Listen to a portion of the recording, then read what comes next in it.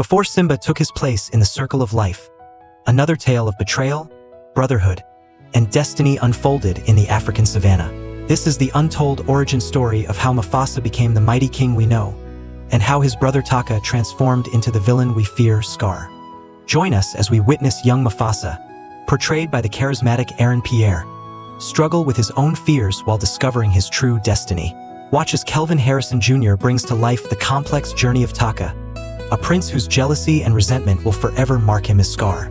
This epic tale reveals the truth behind the most famous rivalry in animation history.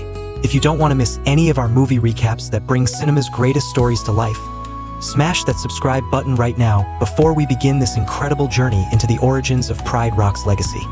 In the kingdom of Melee, peace flows like a river. Zebras, giraffes, hippos, and countless animals live side by side under the warm sun.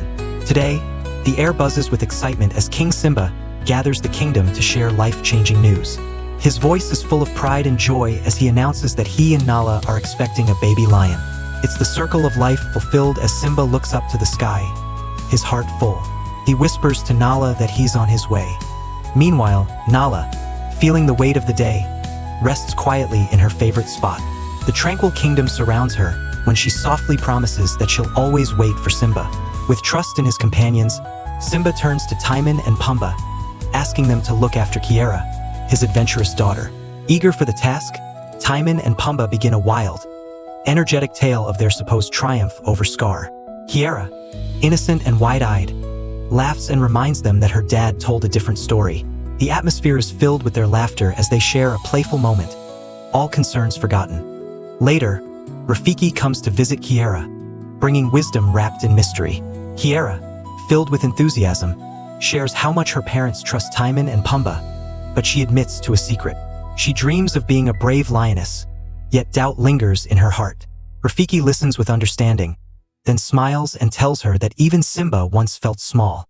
To show her, he recalls a story of how Mufasa, her grandfather, took Simba to the top of Pride Rock to teach him to roar under the stars, embracing the sky and his destiny. Rafiki begins another tale, taking Kiara back to a time of great hardship when a harsh drought threatened the land. Mufasa and his brother Scar were just cubs, unaware of the future awaiting them. Their parents guided them through the beauty of the kingdom, teaching Mufasa to dream of leading it one day.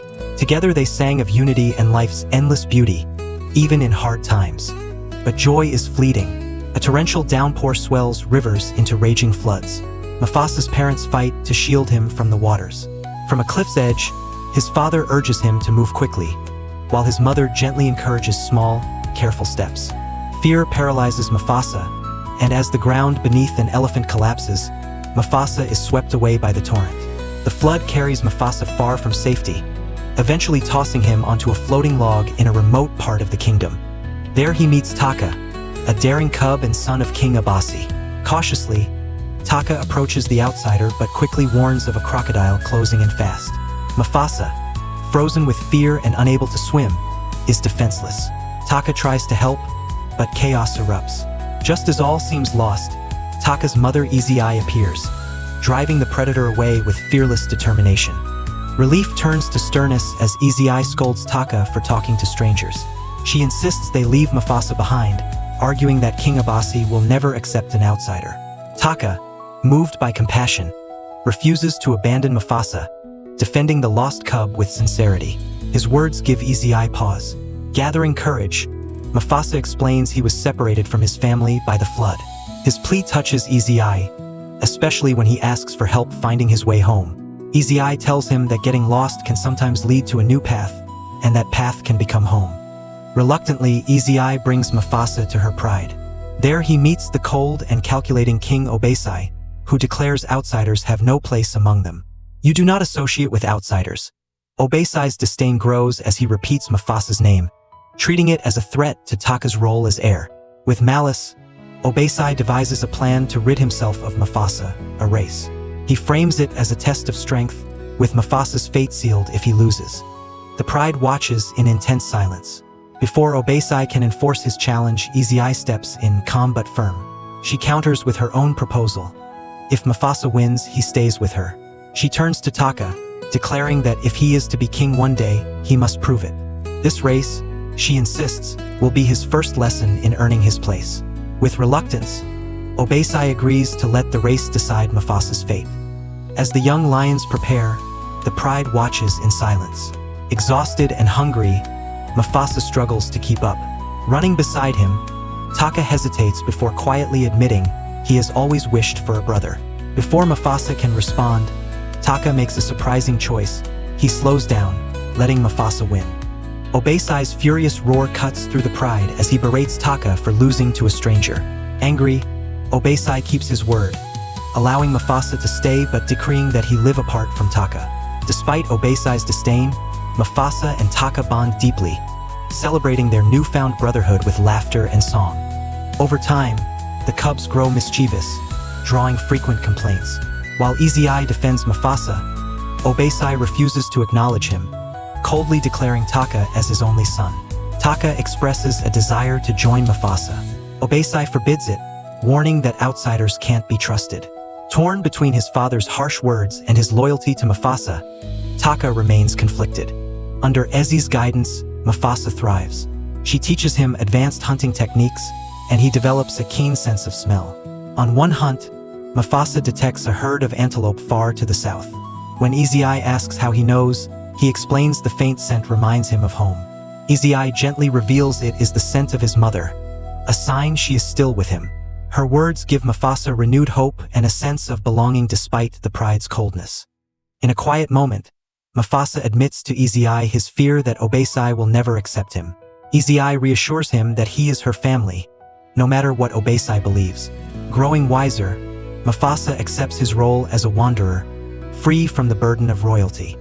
Back in the present, Timon and Pumbaa interrupt Rafiki's story, jokingly comparing Mufasa to themselves as wanderers. Annoyed, Kiara silences them, eager to hear more. Rafiki, keep going, she urges. Rafiki reveals that while Taka secretly spies on his brother and Easy Eye, danger approaches. Massive white lions, pale and menacing, creep closer, their presence breaking the calm. Mufasa leaps into action, placing himself between Easy Eye and the attackers. The battle is fierce, each roar and strike testing his resolve. From a distance, Taka watches in terror, unable to act, paralyzed by fear. He flees, abandoning Mufasa and Easy Eye to the deadly predators. Mufasa fights with unmatched courage, defeating one of the white lions and forcing the rest to retreat. Exhausted but victorious, he helps Easy Eye back to the pride. As whispers spread, Easy Eye recounts the ordeal, her voice trembling with gratitude. She tells the pride that without Mufasa's bravery, she wouldn't have survived. The pride stirs uneasily, but Mufasa warns them the white lions are only half a day away. Obasi, dismissing him as a vagabond, refuses to act. Frustrated, Mufasa challenges Obasi to send a scout. Begrudgingly, Obasi agrees, but the resentment lingers. In private, Obasi confronts Taka, accusing him of abandoning Easy Eye and tarnishing the pride's honor. Taka, guilt-ridden and shaken, struggles to respond as his father's harsh words cut deep. Far from the pride, King Kiros, leader of the White Lions, learns of his son's death. Enraged, he questions how a mere lion could defeat him. In a cold act of vengeance, he orders the failing warrior to be devoured by the lionesses, sending a chilling message to all.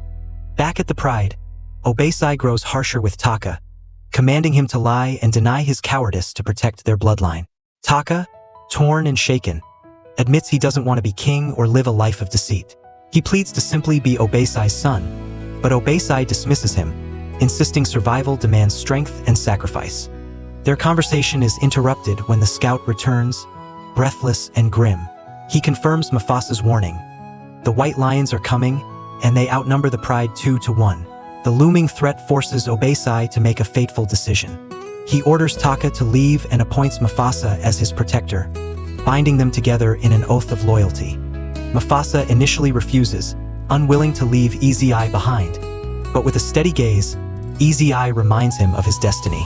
She speaks of Melee, a land beyond the horizon, green and bathed in sunlight, a place where Mufasa will find his true home. Tearfully, Mufasa says he doesn't want to lose her. Easy Eye reassures him, her voice calm and steady, telling him his parents are alive and waiting for him to fulfill his role in the circle of life. With heavy hearts, Mufasa and Taka say their goodbyes and begin their uncertain journey. Back in the present, Timon and Pumbaa interrupt Rafiki's tale with jokes before excusing themselves. Annoyed, Kiara waves them off, urging Rafiki to continue. The story shifts to Obasi, who prepares to confront Kiros.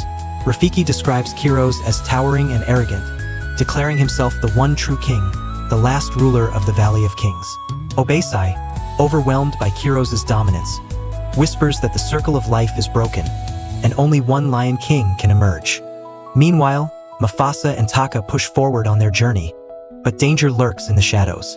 The white lions draw closer, and suddenly Taka commands Mufasa to swim. The young lion freezes, haunted by memories of the flood that separated him from his family. At that moment, Kiros himself appears, his icy gaze fixed on the brothers. He demands to know who killed his son, delivering his verdict with chilling calm. Blood will answer for blood. The brothers flee, but their path leads to a cliff, leaving them trapped. Desperate, Taka, paralyzed by fear, mutters an apology and shoves Mufasa toward the water, forcing him to jump. A white lioness leaps after them, but fate intervenes. A crocodile drags her under. The river's strong current sweeps the brothers away, sparing their lives but leaving them exhausted and vulnerable. Far behind, Kiros watches with cold determination, vowing to hunt the brothers down, no matter where they go. Continuing their escape, the brothers meet Sarabi, a lioness searching for survivors of her pride, scattered by invaders. Sarabi hasn't found anyone else until now. Before they can ask more, a nervous hornbill named Zazu appears, begging not to be eaten. Calming himself, Zazu explains that Sarabi is a princess, sent on a journey by her father, with Zazu as her protector. The brothers share their dream of reaching Malay, the mythical paradise, but Sarabi is skeptical. To her, Malay is nothing more than a myth. She dismisses their optimism, saying hope doesn't fill empty stomachs. Yet the brothers remain steadfast in their belief that Malay will be their new home. In the depths of the forest, Rafiki lives as an outcast, gifted with visions and healing abilities. Banished by his kind, he departs calmly, saying his family awaits him beyond the trees. Fate leads him to Taka and Mufasa, who, hungry and desperate, try to scare him. Unfazed, Rafiki moves with serene confidence, telling them if they kill him, they'll never find Malay. Startled, the brothers try to bargain, but Rafiki refuses, insisting their paths are separate. Frustrated, Taka mutters about another misfit they can't eat, while Mufasa grows thoughtful. Back in the present, Timon and Pumbaa burst into laughter, joking that Rafiki hijacked Mufasa's story. Rafiki, calm but indignant, reminds them that his story is intertwined with Mufasa's. Kiara, moved, looks to the sky and whispers for her parents to return. In the flashback, Rafiki offers Mufasa quiet wisdom. Mufasa admits fears of water and recurring dreams of his parents. Rafiki reassures him, saying his mother's voice is guiding him. That night, Rafiki catches a fish, but after examining it, releases it back, declaring it is not its time. At dawn, the group resumes their journey. Mufasa uses his keen sense of smell to find food, leading them to a herd. Renewed with hope, they press on, singing of the mythical Malay, where they dream of building a home. As the group crosses a valley, Rafiki warns they are being watched. Kiros' lionesses report back to their leader, noting the group now includes a lioness and a baboon. Kiros relentlessly pursues them. Meanwhile, Taka, infatuated with Sarabi, asks Mufasa for advice. Mufasa suggests calm words and mentioning flowers, but Taka nervously blurts, "You smell like a duck." To his surprise, the conversation flows until the white lions appear on the cliffs above, their stares locking onto the group. Taka dismisses the threat until the group realizes the lions can leap across the valley. Acting quickly, Mufasa rallies nearby elephants, but Sarabi climbs a tree and pushes beehives onto the elephants, agitating them. The chaos drives the white lions into retreat. Though safe for now, the group knows the danger isn't over. Rafiki observes, remarking that even the smallest creatures play a role in the circle of life. Sarabi's bold plan comes at a cost. She loses her balance and falls. Mufasa rushes to save her, while Taka, frozen by fear, hides. Once calm returns, Rafiki tends to her injuries, and she wakes confused. When she asks who saved her, Mufasa credits Taka, who silently thanks his brother. That night, Mufasa dreams of his mother, her warmth connecting him to his lost home. Sarabi also appears in his dreams, stirring feelings he hadn't expected. The next morning, Mufasa devises a plan to evade the white lions. Zazu volunteers to scout ahead, confirming they've lost their pursuers. For the first time in days, the group finally rests. Later, Sarabi approaches Mufasa, revealing she knows the truth. It was he who saved her. She praises his courage and tells him he is destined to be a great king. Though Mufasa deflects her words, her sincerity touches him, and together they sing of bravery and kindness. From the shadows, Taka listens as the group celebrates. Consumed by jealousy and rage, he stumbles into King Kiros. Fueled by resentment, Taka betrays Mufasa, telling Kiros that Mufasa killed his son and offering to lead him to both Mufasa and the paradise of Malay. With this, Taka seals a dark alliance with the White Lions.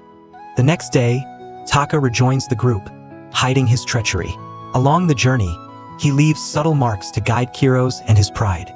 Finally, they arrive at Malay, a breathtaking paradise of rivers, greenery, and vibrant life.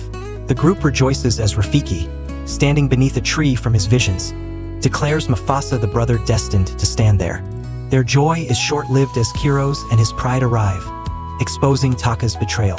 Mufasa, stunned, refuses to believe it, but Taka bitterly confirms his actions, accusing Mufasa of being favored by everyone, even their parents. Kiros demands vengeance, but Mufasa rallies the animals, reminding them of their shared place in the circle of life. Inspired, they unite to face the White Lions. Inside a cave, Mufasa battles Kiros in a brutal duel. From above, Taka hesitates, torn by jealousy and a lingering bond with his brother. As Kiros overpowers Mufasa and prepares the final blow, Taka hears his mother's voice urging him to act. In a moment of redemption, Taka intervenes, saving Mufasa.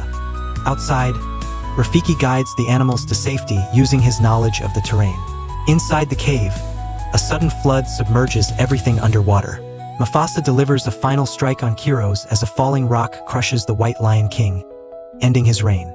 As the waters recede, sunlight streams into the cave, illuminating Mufasa, wounded but victorious. Rafiki proclaims that Mufasa has taken his rightful place in the circle of life. Struggling to leave the cave, Mufasa leans on Taka, who helps him briefly before retreating into the shadows as Sarabi arrives. Feeling overshadowed once more, Taka vanishes without a word. Outside, Mufasa and Sarabi emerge to a crowd of animals celebrating. Mufasa is proclaimed the Lion King of Malay. In an emotional twist, his mother appears alive, and they reunite with joy. She brings bittersweet news: his father has passed away. Later, Taka returns, overcome with regret, begging for forgiveness. Though others demand his exile, Mufasa refuses. Instead, he declares, "From now on, I will never speak your name. You will be called Scar." Silent and seething, Scar walks away, his eyes burning with hatred as he watches Mufasa ascend Pride Rock and roar, marking the start of his reign. Back in the present, Kiara, standing in the rain, roars with all her might, connecting with her family's legacy. Through the storm, she sees her father Simba and runs to embrace him in a heartfelt reunion. As the rain clears, Timon and Pumbaa congratulate Rafiki on his storytelling. Simba and Kiara return to the Pride Lands with a surprise: Kiara's younger brother. Overjoyed, Kiara promises to protect him, ensuring the circle of life continues. Thus the tale ends, a celebration of family, legacy, and the enduring bond of the Pride Lands. And so, as Mufasa claimed his throne and Scar disappeared into the shadows, we witness how destiny shaped these brothers into the legends we know today. Their story reminds us that our choices, not our circumstances, define who we truly become. Mufasa chose courage over fear, compassion over resentment, and forgiveness over vengeance. Meanwhile, Scar allowed jealousy to poison his heart, forever marking him with both physical and emotional scars. In the great circle of life, each of us faces similar crossroads where we must decide which path to follow. What choice would you make if you were in Taka's position? Would you have let jealousy consume you, or found the strength to support your brother? Share your thoughts in the comments below. I read every single one. If this journey through Pride Rock's origins touched your heart, show some love by hitting that like button. And don't miss out on more incredible movie stories. Subscribe now and join our pride of movie lovers. Remember, in the words of Rafiki, the past can hurt, but you can either run from it or learn from it. Until next time.